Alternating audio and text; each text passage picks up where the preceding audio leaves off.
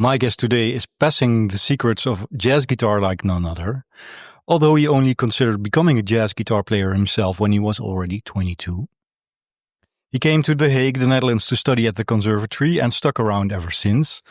You might know him from his band Træben, but most probably it's his great YouTube channel that you might have seen or learned some great lessons from. Welcome to this episode, Jens Larsen. Thank you for having me. That's quite the introduction. Thank you for being a guest. How are you doing, Jens? I'm doing really well. Yeah. Busy as always, trying to make content, playing. Also, right now, it's sort of a high season with playing concerts and stuff. I was playing twice last week. With Træben also? No, Træben doesn't really, or Træben as we knew. Oh, sorry. Yeah, it's impossible to say so anybody else, which is why we took that name. But no, that doesn't really exist anymore. The saxophone player moved back to Denmark, so there was not with that. I was playing with Konrad Koselleck big band in Roermond for the liberation after the end of the Second World War, and the same thing, kind of with a duo with a singer. A vocalist, Rosamund Fars. Yeah, you just mentioned the word content. We're going to talk about that later on and how your making content changed the perspective of the guitar, because that might have changed something as well. But I'd like to just easily start at the beginning. Young Jens in Denmark, Aarhus was the place that you lived. Am I? No, well, I studied. You studied in Aarhus. I studied in Aarhus, and then I'm actually from the West. So I guess if for some people it would make sense to say that that's actually where I'm from. Skjern is the capital of the Danish Bible Belt. Ah, okay. So what role did music play in your house? Not a lot, actually. Well, my parents were not sort of. I mean, they listened to music, but they were not playing anything. But both my sister, I have a younger sister, and myself started playing. She then later stopped and became an engineer. But I sort of stuck with it. And I guess actually the main reason why I started playing guitar was that my best friend had guitar lessons on Thursdays, so I couldn't play with him. And then I thought, well, I don't know what to do. Then I'm also just going to have guitar lessons. And then I had guitar lessons on Mondays.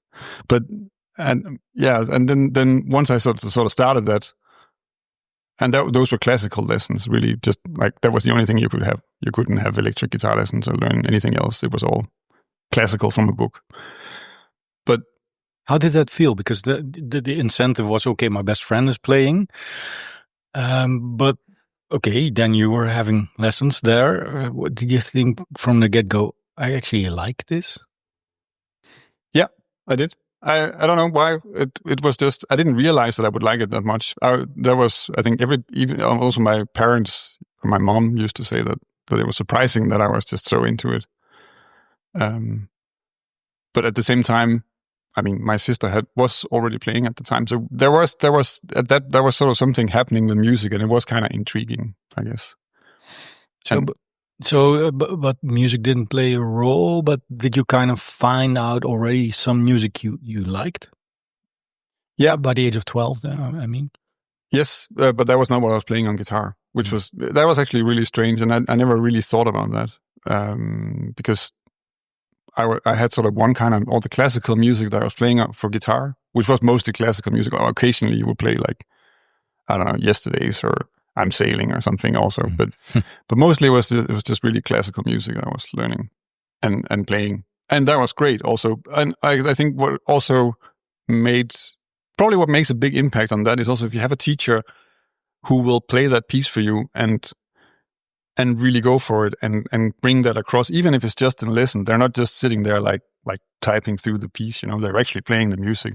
That's a strong experience if you're two people in the room. So I think that really made me want to go for it like that as well. And later, that was also why my classical guitar teacher, while I was in high school, suggested, well, you should actually think about doing like classical conservatory, because you're really in the music when you're playing. This might be something you want to think about, Yeah, that's an important thing to be able to do that, right? To just be there. Yeah. But did you have doubts, or what were you thinking? Because you started completely different studies, right? Yeah, well, so I'm from, like, my mom was a teacher. My dad had a shop where he was selling glasses and jewelry and stuff like that. And as what is always the case, I think I would be the same as a parent. They were like, music. Yeah, because I came home, I was like, wow, my teacher. I had a Finnish guitar teacher at the time, and he said, well, he said I should think about doing conservatory, and that just completely blew my mind. I'd never thought that could be a thing. And then they were like, no, that sounds like that's probably not a good idea, which is also probably the sane choice to do, to take with that. So I thought a little bit about it, and we had some discussions about it. And then in the end, I just decided, well, okay, but they think it's better to do something else. And I was already planning to go to the university to study computer science. And then I had to have something else, so I took mathematics. So that was what I did. But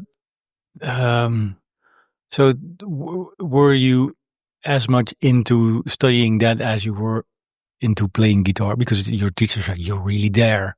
But could you focus on computer science and mathematics in the same way? Well, I think that a few things happened with that. So maybe what's also what was happening at the time when I really went for the music also was that I got to play together with a violin player and play some concerts. So I also got to play some concerts just in the local church and stuff like that with classical guitar. But mainly this idea of playing with other people was something that I really liked. And then I was in the university, and I mean, I was 19, and I didn't really know what I wanted to do anyway. And what I thought I wanted to do computer science, but then I realized that the other people that were studying computer science, I didn't really get along with them that well. And I got a little bit better along with the people that studied mathematics, so I just switched over to mathematics and then made that sort of the main thing. But I was in university in a bigger city now, so I was also playing in rock bands, both with original music and with cover bands and stuff, and just playing student parties and stuff like that. So I was also sort of really discovering that, and I went to summer courses as well. So you have these courses where, and I think you have these in Holland as well. I've been to one in Belgium actually also, where you go for a week in the summer or 2 weeks, and then you're just in a band playing every day and having some lessons on your instruments and learning stuff and just hanging out and making a lot of music, which is just, it's a holiday. It really is a holiday, but it's also quite intense, but it's also just great to do. And I was doing that. And in those courses, I started to meet people who wanted to do conservatory, but then not, because it didn't really occur to me that I could do something else in terms of conservatory than classical, because I only had classical lessons. I'd had a few lessons on electric guitar, learning to improvise, but that was not very serious in that way. And but then I met all these people, and they didn't seem so much better than me, I thought, and they wanted to do that. So I was starting to think, well, maybe that's also an option. And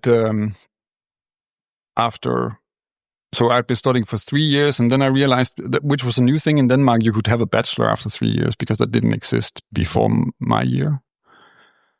That I sort of had a way out. I could sort of say, oh, this is a chapter, I can just close it right now. I can come back later, and then I can look at this music thing. Because if I don't do that, then I'm going to be a high school teacher when I'm 24.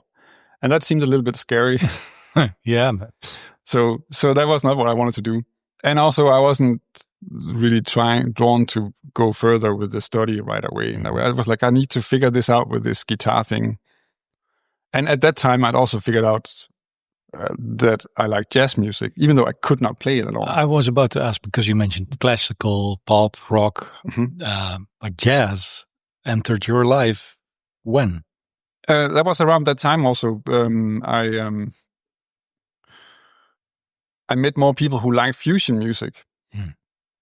And then I thought, well, okay, I need to check this out. And it came sort of, I don't remember exactly what bands they were talking about at the time. I just remember that they were talking about like the Sting, the 10 Summoner's Tale album, which has kind of a fusion-ish sound a bit. With Vinnie Colaiuta on drums. Yeah, so that has that a little bit, and that I liked. And then I was trying to figure out other stuff. And I just went to the library, because that's where you get information. There was no internet yet, really. Yeah. So I went to the library and just started to just borrow different things and check it out. And then I came across that was actually in the same trip. It's like, Charlie Parker. I've heard about him. I need to know what that is. I had no idea what it was. And also there was a John Coltrane, but there was John Coltrane that's called the Avant-Garde, which is like a quartet with saxophone, trumpet, and bass and drums. And it's basically free jazz. So I took those home, and I was listening to a lot of Stevie Ray Vaughan, Jimi Hendrix, a lot of old blues and some grunge, like as well, because it was that age. So it was like Pearl Jam, which essentially is also almost like having a grunge band with Stevie Ray Vaughan on guitar. You know, like guys plays like that.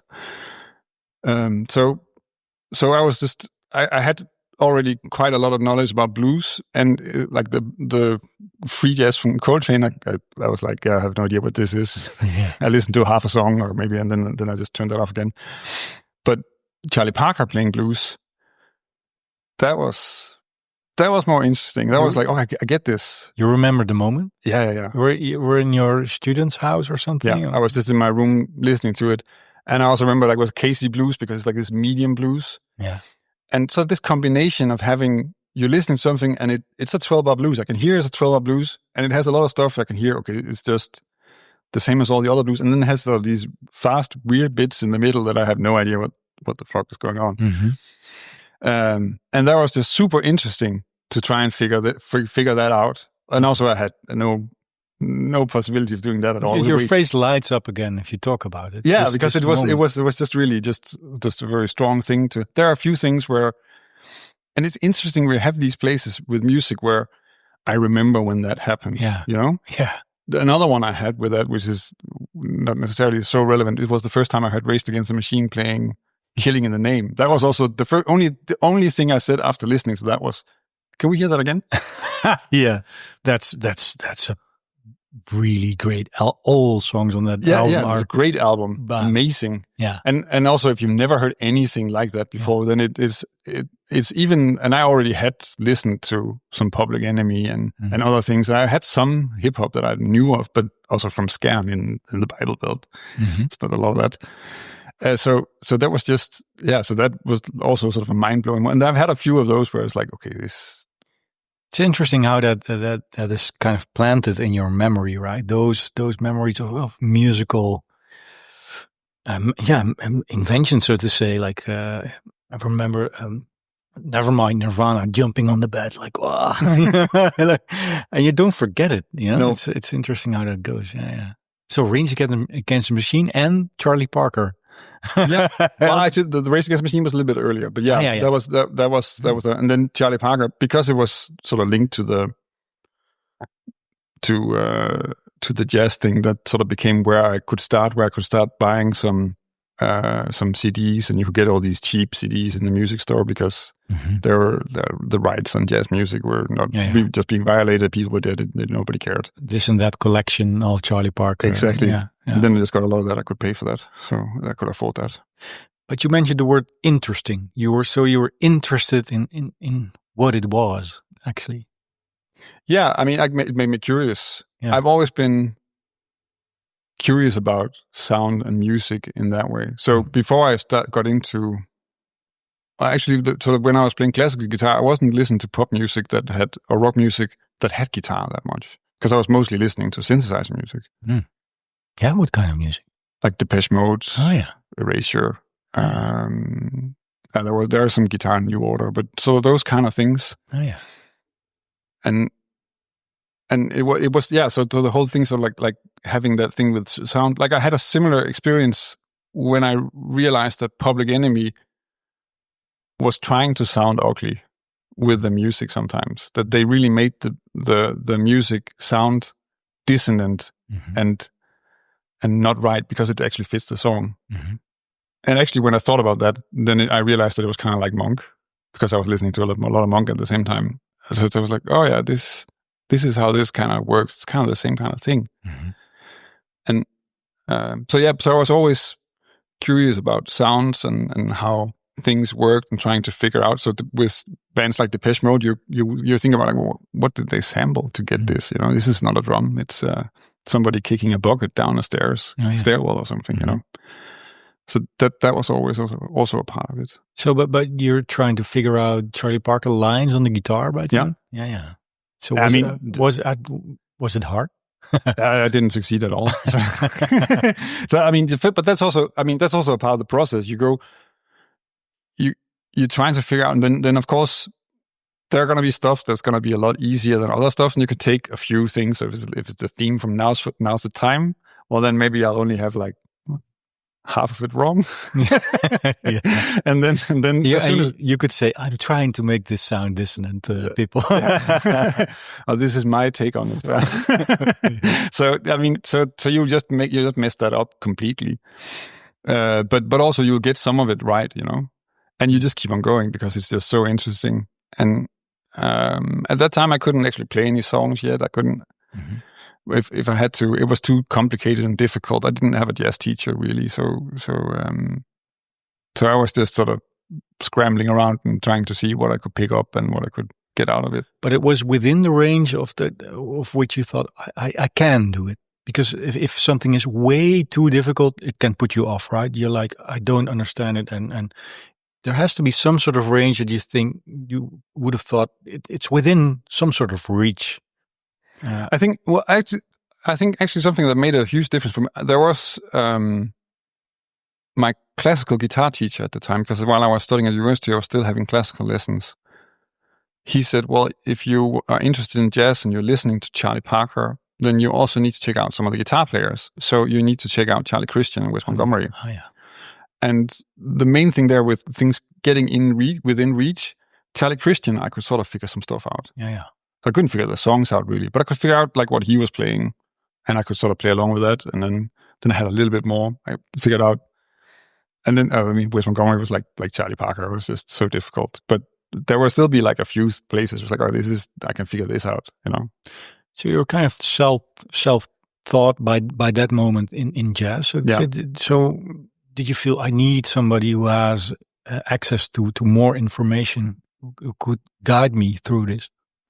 Yeah, so this was when I was still studying, and then at the university, and then I finished with my bachelor and went to this concept in Denmark. We have this called a folk high school. It used to be a place to sort of educate farmers, that they would go live at a school for a year and just learn some stuff. It sounds very Danish. It's very Scandinavian. You have it still in Norway as well. Mm-hmm. And I went to that. It was more or less just sort of like taking a year off to figure out what I wanted to do. But then actually the school I went to was more or less like conservatory preparation. And so I went there, and then I had some teachers that would sort of help me get started with it. Then what happened? Well, I was there, and then we were in a band. So it's very close to the summer course, except it's just much longer. So it was 8 months. And I don't know where I read that. Somewhere I'd read that Charlie Parker practiced 8 hours a day. So I figured the only solution that I would, if I was ever to have any chance to get anything right when I was starting so much later, was to just practice as much as I possibly could. So that was just how I went about it. I have to practice every day, even if I have no idea what I have to practice. I just have to practice. So I was just always practicing when I was there. And I also sometimes, like, we had other subjects and stuff. I would just be skipping lessons to practice. So was it by the time you had already 7 hours of practice, you thought, 1 hour more? Or at 8 hours, you thought, give me a few more hours? Yeah, more. I just wanted to play. Okay. I actually just wanted to keep on going and see, okay, we can figure this out. And then, I mean, at the time, in the beginning, nothing came together. A lot of what I was practicing was just like scales and arpeggios and trying to play something. I was sort of barely being able to follow changes through a song. Mm-hmm. That was very difficult for me at the time. I mean, luckily the way I teach is makes that a lot. If I had myself as a teacher, it would have been a lot easier. Nice one. Yeah, but I mean, like in hindsight, there are just some things like, oh yeah, actually, if you teach it, like, and of course, the way I've learned it as a teacher is also by just giving people horrible lessons for a long time. So yeah, so there are certainly a lot of things where if you know where you're going, and if you can sort of have the overview, which I didn't have really. Mm-hmm. My teacher at that time was mostly just giving me licks, which I couldn't really do so much with. So, but you're kind of gathering vocabulary, so to say. Yeah. First the skills, but you weren't telling a story yet. No, definitely not. Yeah. No. I was mostly just getting lost. But still, it was fulfilling enough to continue, right? Yeah, I mean, I'm also just stubborn as hell, probably. Because it was just, okay, I want to be able to do this. And of course, if other people can do it, then surely I can do it as well. Yeah.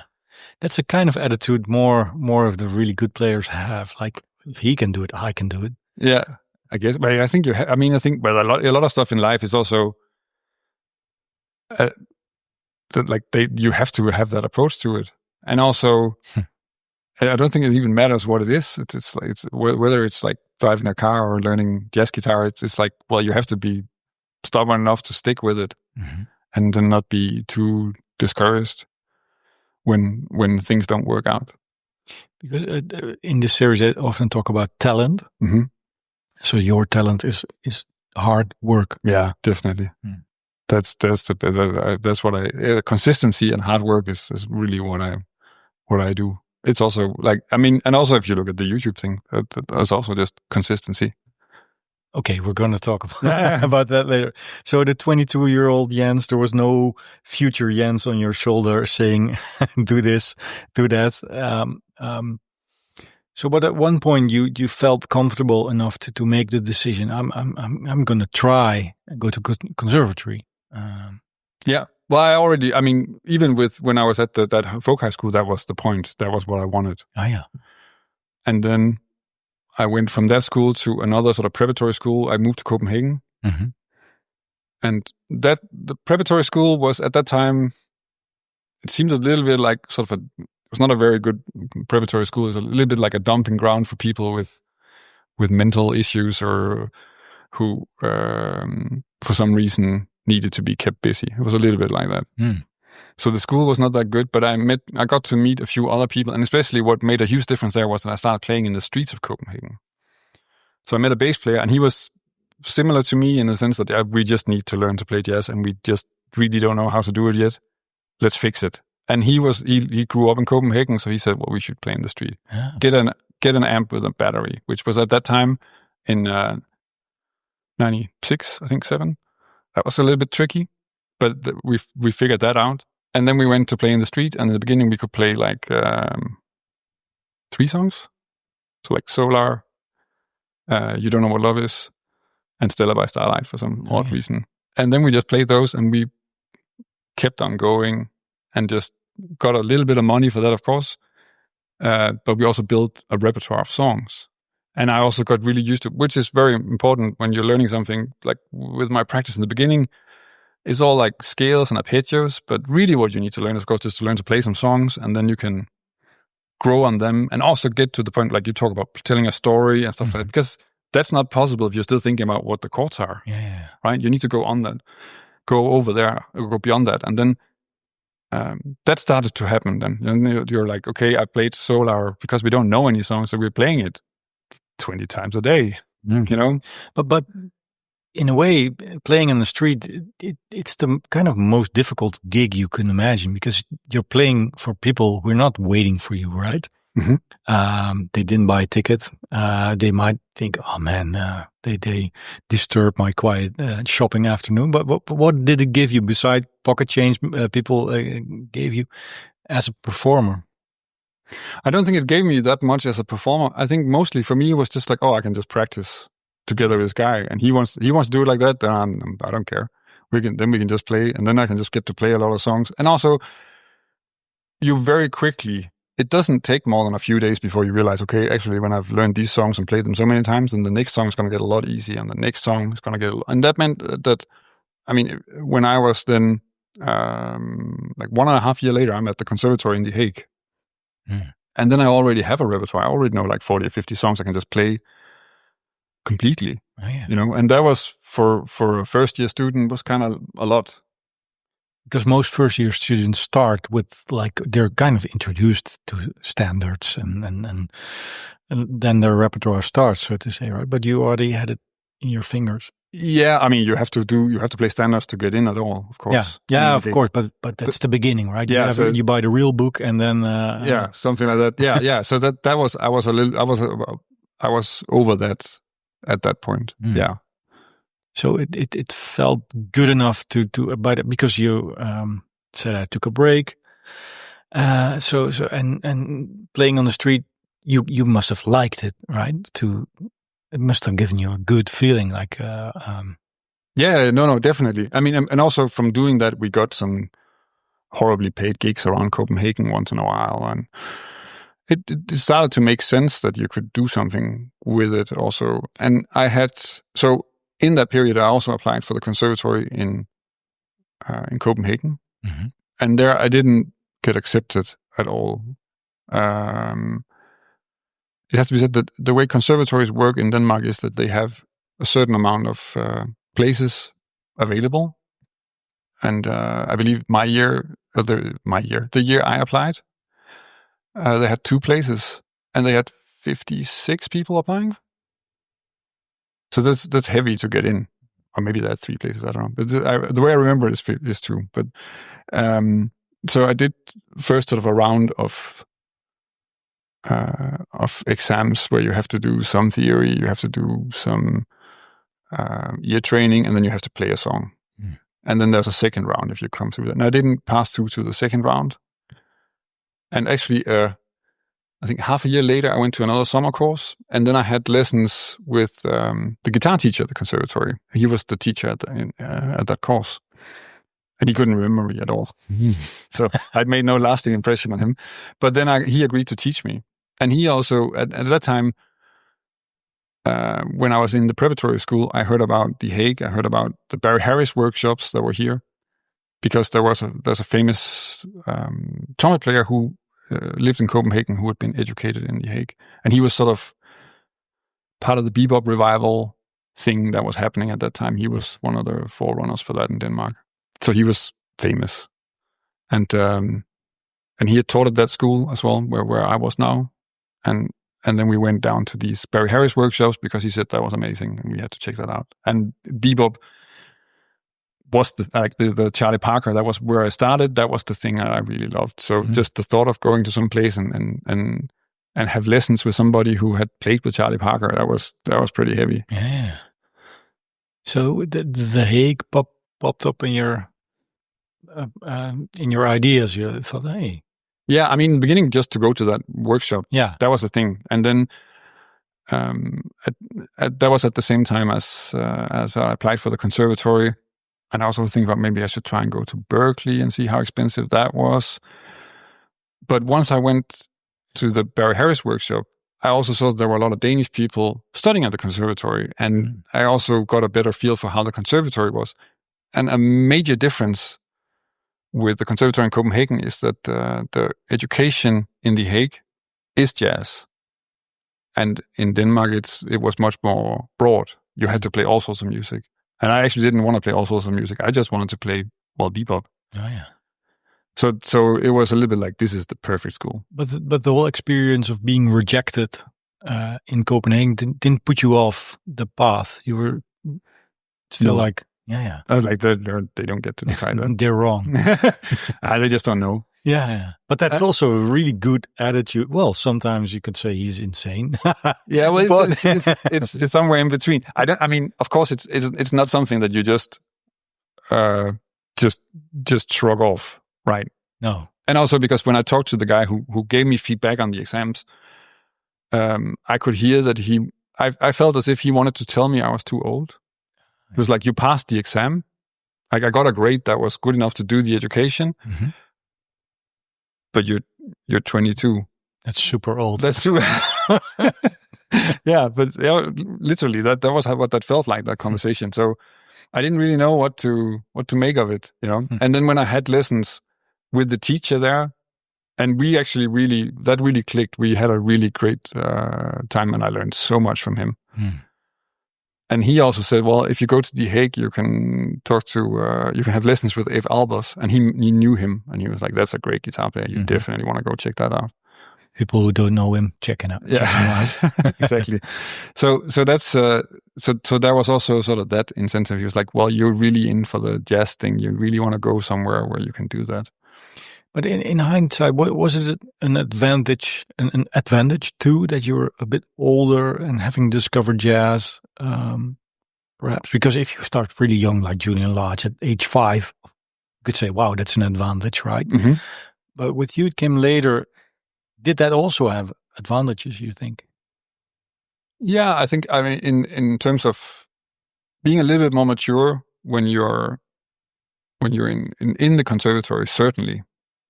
I don't know if it was really an advantage before the conservatory so much. Then it's more grinding at you that I'm thinking, well, so I'm not even in the conservatory and Charlie Christian is already dead at this age, you know? So if I think of it like that, then it seems like, okay, this is probably not going to work out. And, but once you're then in the conservatory, well, I already studied for 3 years. I was really quite experienced in studying. And the main thing was also when you're a little bit older, what is often a problem for having taught at conservatories also a bit. It's very much a problem that students feel like teachers want to change them, where that's not really always the case. It's just that, well, you also need to learn this, or if you learn this, you can play the thing that you want to play better, but you do need to learn this. That's going to help you. And then it's like, no, they want me to play like that, and I don't like that. And that can be sort of a thing. And I didn't have, because I was older, I didn't really have that as much. Yeah. So you already learned the lesson. Like, okay, I need to be me. Mm-hmm. And because I can imagine if you're 18, enter the conservatory. Okay, you go and live in a big city for the first time, perhaps, and you need to pay rent for the first time. Life is going on as well, right? Yeah. But you already learned life a little bit by then. So that, in that sense, that was an advantage for you. I think so. I think that's, so the whole thing is like everything I need to learn is not something that I have to become. Yeah. I can also just learn what it is, and then I can choose not to use it. Yeah. And I think that's an age thing that made that a little bit easier. Yeah, because between 17, 18 and 22, it's only 4 or 5 years, but those, it's, when you live those years, that's huge, right? Yeah. Yeah. A lot is happening. Yeah. Definitely. Okay, so you were then you were 31 when you finished then. Yeah. Ah, yeah. Okay, so the 31-year-old Jens just graduated. Gonna conquer the world with my diploma. What was happening in your life then? Well, I think it was a very sort of smooth transition in a way. So maybe it's worth also thinking about the fact that I chose to stay. And I was thinking about going back until I was in my 3rd year of conservatory. And then I realized that because I didn't have any support from the government anymore in Denmark, because I already had a study done, this seems fair enough, then I had to make a living just here. And I did that mostly with playing. So I realized, okay, I can actually I'm not going to get rich, but I can make a living playing here. And if I go back, I have to start over. So then I was, maybe I should just stay here because I already have people I'm playing with and I'm enjoying myself. So then I sort of decided to stay here. And that's also when I met my girlfriend, who I'm my partner. We have 2 kids. And then sort of that transition because you have after 4 years, you have your bachelor in jazz guitar performance. And then I did the masters as well. And the transition from masters to just being finished was pretty smooth because in that period, I started teaching in a music school, actually at the British school in Forsholte. And I was just anyway playing. So it became a little bit like you just have less and less lessons and you just start working more and more. And then I finished it with a concert with music that I mostly wrote myself. So by that time, you really realized I need to combine things as a professional musician. It's not just me playing gigs. It's a whole combination of efforts. Yeah, but I mean, maybe that's also an age thing, but that's quite clear from the beginning because you can also see the people that are teaching you. Yeah. You know, that's sort of the people teaching conservatories. I just consider that was going to be the top of the people in the Netherlands. And everybody's teaching somewhere, no matter who we talked about almost. they were also like, yeah, but he's teaching there or she's teaching there. Yeah. So they were all teaching. So the best thing you could do would be to teach at a conservatory. That would be sort of, if I, in my perspective on that one would be like, okay, that's the top function I could have next to whatever projects and playing I'm doing. It is interesting that really good musicians seem to have the urge to share knowledge, right? You say like a lot of great players are also teachers. Well, okay, yeah. So in that respect, I would have to say that I think a lot of them were teachers because they wanted to make a living. They're not all great at sharing knowledge. Well, but even most of the great players, they do kind of, in what way, right? If it's face to face or through YouTube or whatever, they seem to want to share the knowledge, right? But I think that's only a logical sort of way that the music works. It used to be that there were no conservatories, and the way that you learned would be mentorship. Yeah. So you would probably, as a young musician, be hired by somebody who would then sort of take you under his wing or her wing and sort of teach you how to do things right. Very often, that would also not be in jazz people who played the same instrument as you, because you rarely need the same instrument in several versions in the same band. Mm-hmm. So I think that's always been there as a part of it, certainly. But I think also, I mean, if you look at classical musicians, they were just either only doing orchestra, or they were teaching and performing. Mm-hmm. So I think it's been a part of it for longer than just jazz. But by that time, did you have an idea what a good? Because you had a lot of teachers. You wished you had yourself as as a teacher. I just wished that I had somebody else as teacher. I guess a little bit more understanding of how to get the foundation in there. And then, in hindsight, because I've worked a lot as a guitar teacher at the talent school here in the Hague, I have a sort of pretty solid method for teaching the beginning of stuff to people without drowning them in theory, because you can't teach 12-year-olds a lot of. So what's the most important thing then, you think, at that age to give across? To teach them some songs, yeah. So they can actually play some music, because that's the most fun, and that's where you can build on. It doesn't even matter if you can play the song really well. You just need to be able to play the song. Yeah. Because that's also, and if you ask anybody who plays music, what's the most fun part? It's playing the music, right? Yeah. It's not who loves practicing scale. Yeah. So it's the songs, but okay. What year are we talking? So this is 2004, I guess. So I pronounced completely wrong. I said Træben, but it's Træben. Træben. Træben. Yeah. So, Træben. So that means peg leg. So they started to form by then, I guess, right? Yeah. I mean, there were people that I studied with, so I was already playing with these guys, and we just need to figure out like exactly what we wanted to do. Mm-hmm. And we were anyway playing in a lot of other contexts as well. We were doing a lot of like background gigs, like function gigs, and also just some concerts. I was also in an organ trio with two friends of mine that I was playing around. And I mean, I was in a bunch of projects at the time, just as a guitar player, sometimes more like, you can't say musical director, but in places where I also had something to say about what we played, I think. But with these guys, with Træben, we played a lot of, it kind of started with us playing a lot of smaller gigs and background gigs. Mm-hmm. And then the bass player, Olaf Meyer, who's Dutch, he took a course where he was supposed to write an application to get subsidies for a project. And he chose to make an application for a project where together with a Swedish drummer that we were playing with at the time, to make arrangements of Scandinavian folk music. And that was the course, and then he used that as an assignment in the course. And then he thought, well, whatever, I'm just going to send it to that. And then he got the subsidy. So now we had some money. We didn't have a project, and the Swedish drummer had moved back to Sweden, so we needed to sort of figure that out. And then we started doing that, and I started we started sort of exploring like which songs could we do, and I started arranging them. And we need to find another drummer. But that sort of came together. And at some point, we really needed a name also, and then we couldn't think of something. And he heard me and the saxophone player, who's also Danish, talk at one of the function gigs. We were playing in Amsterdam.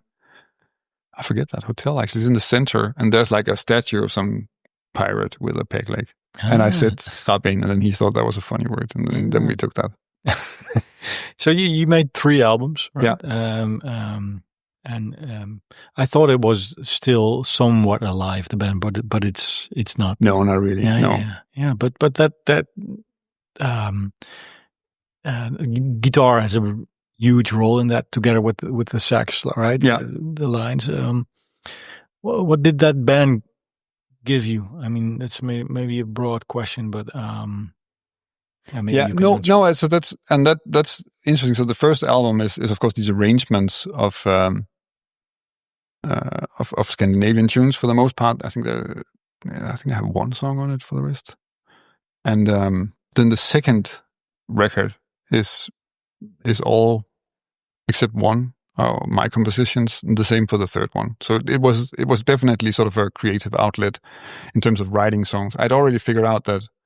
Well, I've always been writing music. Also, when I played classical music, I was writing stuff. Always messing around with that. I didn't really know what to do with it at the time, but once you started playing jazz, it's like, okay, you can actually do something with it. And did you properly record it from the get-go, or is it all on tape somewhere in the attic? Yeah. No, it's gone. Okay. Yeah.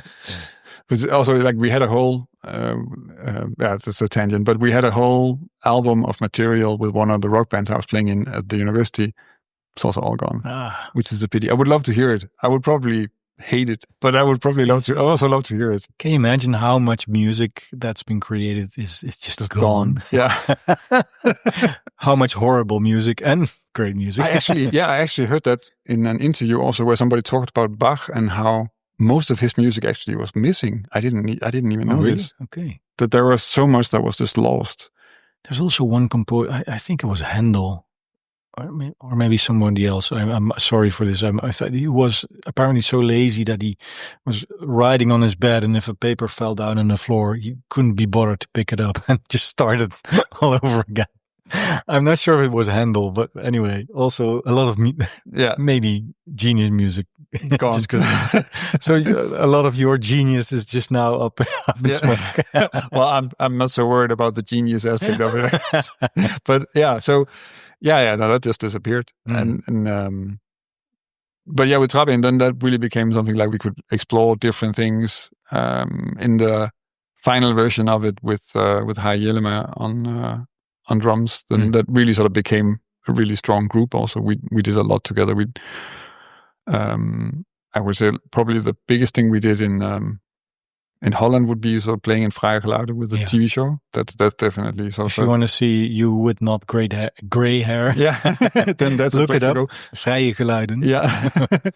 So that one, and we did a tour in Canada. We played, and we actually got more sort of a foothold in Germany and Denmark than we did in Holland. In Holland or in the Netherlands, it was difficult to really get a really good network to get also because the country is small, and the jazz scene is sometimes a little bit divided in different ways. Whereas, like, you're a little bit in between when you're from the Hague in some ways, and also and then there's also apparently like a Brabant jazz scene and stuff. There were all these kind of things we learned along the way, but we got a lot better at arranging smaller tours in Denmark and Germany and play there. And then we did that for a few years. But by the time, because 2014 was the last album, right? Yeah. Did YouTube exist? Yeah. That was the year I started, actually. So I started in 2014, and your channel is now 11 years. That is 11. It must be 11, like around now, actually, in the beginning of May. Yeah. Okay. So, but YouTube is a little bit older than that, I suppose, right? 20? No? Yeah, I guess so. But so, okay, you told this in other interviews as well, but now that I'm here, I want to talk about the beginning of you as a online teacher. Yeah. So tell me, I understood you were first in a guitar forum, right? Yeah, sharing some lessons, ultimate guitar. If I'm not correct. So the way that worked was because this is all coming out of Træben. We were of course also. I mean, I said we didn't have much of a network in Holland, but we were still playing all the small clubs everywhere. And I started to notice that when we played, I would have people come up to me and talk about how they'd been on my website for transcriptions that I put there and PDFs and stuff. So it sort of occurred to me that I could maybe get more people to come to the concerts if I had more stuff on my website. Oh, yeah. Just because if they come to the website there, then they would tell me that they saw that I was playing somewhere and it was nearby, and then they would come. So that became sort of a strategy with that. And I couldn't only I didn't want to only put transcriptions. So I also decided to try and make some lessons. And once I had the lessons, I was thinking about how to promote them in different ways. And I figured out that at the time, I mean, I guess it's still a fairly big website with Ultimate Guitar, but it was huge. It was like the place. Like all my students, when I was teaching in the music schools, then that would be where we would get sheet music and stuff. That would always be Ultimate Guitar, most of the time at least. So that was a very, very big website with a lot of traffic. And you could upload lessons, I found out. And then I started doing that, so I would have the lesson on my website, but I would also have the lesson on Ultimate Guitar, and then I would link to my website and say, well, okay, you can also just download the examples there. And that meant that I started meeting people who were, online meeting people that were also teaching there, doing that in the same way. And most of those were YouTubers. I think probably the only one that's still really active is Ben Eller, who you may or may not know. And then there was Chris Super and David Wallerman and a few others. And Chris Super he's a lead guitarist in a prog metal band in Australia. He lives in Melbourne. And he convinced me to make YouTube videos because he said, well, you're only making text. You need to make videos. And I was like, nah, videos, that's not for me. That's never going to work. But he kept going on about it. And then I thought, well, then might as well try. I'm anyway free Tuesday morning, so I'll just make a video and see what happens. So that was kind of how I got started, just to try it out. But did you have some sort of vision of what should it be, those lessons? Like how can I approach it? And how can I attract an audience? And how can I maybe micro focus on some elements of the guitar of jazz music? No, I'm opinionated. So I had opinions about like, okay, this was never taught to me in a good way. So if I teach this, then that's a good idea for people. This made a difference for me. Learning this was useful. Yeah. Right. So that's what I want to teach. In the beginning, that's really easy because you just have all these things like, okay, all the aha moments, you turn those into lessons. So that was definitely my approach. And I also had some experience in teaching jazz. I didn't really approach it. I mean, the point for me was to just get people to come to the gigs, right? And it's like, okay, there are like 2 or 3 people coming now. Maybe I can make it 4 or 5, It's exponential. Well, it is actually exponential growth. In fact, it is. But I didn't think of it like that. I didn't have a strategy. I didn't also have a newsletter or anything to sell. I just made the videos because I thought, well, this is interesting. Let's see where this goes. And again, consistency. I don't know where I could pick that up, but also they said like consistency is important. So I think, okay, well, I can make a video every week. It's not so difficult. Because you have had all those aha moments in your head, or did you write all those lessons already down? Or I probably had like the ideas for like 4 or 5, and for the rest in the beginning, I'm also very much making videos on stuff that I'm just busy with, which I definitely stopped doing because it turned out to be a little bit too high level. And not really what people wanted. Once you start thinking about that, you adjust your strategy, definitely. But it must have been interesting also to reflect also what actually were my aha moments. If you had 4 or 5, okay, which were obvious, but you had to track them back down, I suppose. Yeah, I guess, but they were not. That's not so strange when you're already teaching because you're also leaning in on them. You're like, okay, I need to make sure that they know this, I need to make sure that if they get this exercise, then that will pay off down the road. You'll have some of those already. You're using it every day. So in that way, I don't think that was super different for me, actually. That didn't feel as anything special or anything visionary at all. What I really like about your channel is the way you chop it up in chunks, right? Mm-hmm. You don't think like, oh man, this is the Mount Everest I have to climb. And which jazz music can be, right? Oh, definitely. Yeah. Oh. And you have all these elements that you kind of feed in a chunkable bite, so to say. Like, okay. But that's also the only way. I mean, if you have, and that's also, no matter what you watch or what lesson you try to take, it has to make sense as a beginning and an end, right? Mm-hmm. So it has to be, okay, the goal is to learn this. It has to fit within that lesson, and it has to end with you having an idea how to get that into your playing or whatever you're doing, if it's cooking or something, I mean, that's all the same. It's just figuring out something so that you can't say like, okay, here's something which you have to practice for 15 years. Mm-hmm. And then maybe it makes sense. That's not a good lesson. But in a way, it's of course a completely different experience than playing in a band or even giving a face-to-face lesson with somebody. It's a solitary process also, I suppose, right? You're here in your room telling. So what am I going to ask? What do you like about it, about creating those lessons?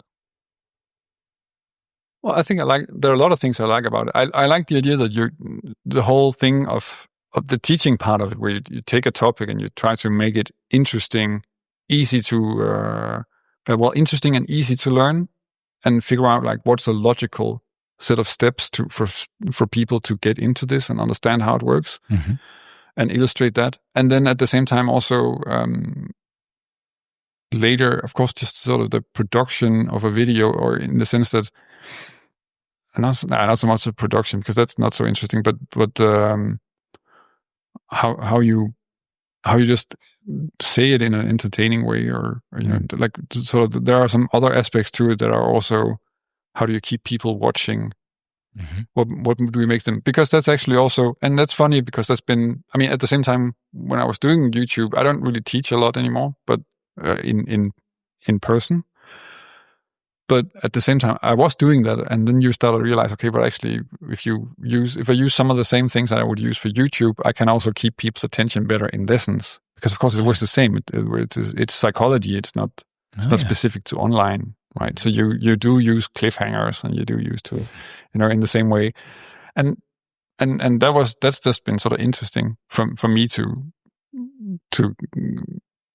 explore. I don't know. It's not.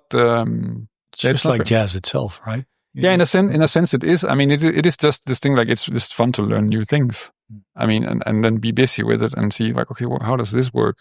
I don't know. I probably take things apart and try to understand them a lot. Also, other things than just guitar playing. That's maybe also the mathematician in you that approaches it like that. Yeah, that could very well be, actually. I think, at least I think. One thing that's, like, we talked about how jazz musicians or musicians in general are often also teachers, but very often they're not educated as teachers. And I think actually in music, it is an underestimated skill to be a good educator. Mm-hmm. Of course, I'm heavily biased because I've taught teaching at the conservatory, but at the same time, it is really important that we get better at explaining it, because that is what's going to raise the level of the musicians. Mm-hmm. And I remember having sort of an aha moment in having the sort of the pedagogical studies while I was studying, and then realizing, okay, I can actually use this to both understand myself and my teachers better, and then it's going to make it easier for me to learn something. This is gold. Yeah, exactly. Yeah. So to approach, like, okay, what am I going to get out of this? And then realizing that, okay, this is an important lesson, and also trying to figure out, okay, well, how do I make the lessons better in that way? That was always that was at the same time as YouTube. It was going on in my real life, about thinking about how to teach things, and what worked and what doesn't work, and what I wanted to teach them. And also because I was in a team with other people who were also teaching. That's great. Teachers. Yeah, so they teaching educational skills. Then I learned a lot from that as well. I make sure to pick up a lot of stuff on how they thought about it and really think about that. And that was just super interesting. And that's what you translated to your I think so. I mean, some of it certainly, yeah. Yeah. Probably not all of it. Hey, and you said I was constantly writing music. Is that still the case? No.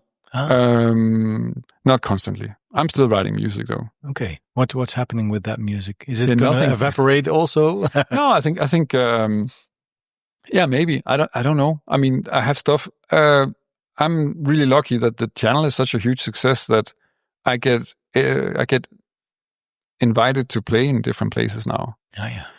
And that gives me the opportunity to play some of that music. So if I'm like, let me see, 1.5 years ago, I was in Taiwan to play. Last year, I was in Iceland. And I've also been a soloist in big band here in the Netherlands once in a while. I'll get sort of other things. Of course, I don't have big band arrangements of my music, but I also get the chance to play some of that music. And of course, they also want to hear like some of the stuff that's from Træben, or they know that, so that's what they want to play. But yeah, that goes there. Do you sometimes zoom out and reflect? Like it's actually pretty cool, right? Like it's the real insane. path. Yeah, no, definitely. Yeah. I'm also just sort of when I'm looking at it, I'm also like, this is not what I thought this is going to. It's amazing, but it's also not. I could never have imagined that it was going to go like this. Also, like a good jazz solo, maybe, right? Yeah, maybe. Yeah. well deserved, and congrats, and thanks for this conversation, Jens Larsen. Thanks for having me, and listeners also. Thanks for listening.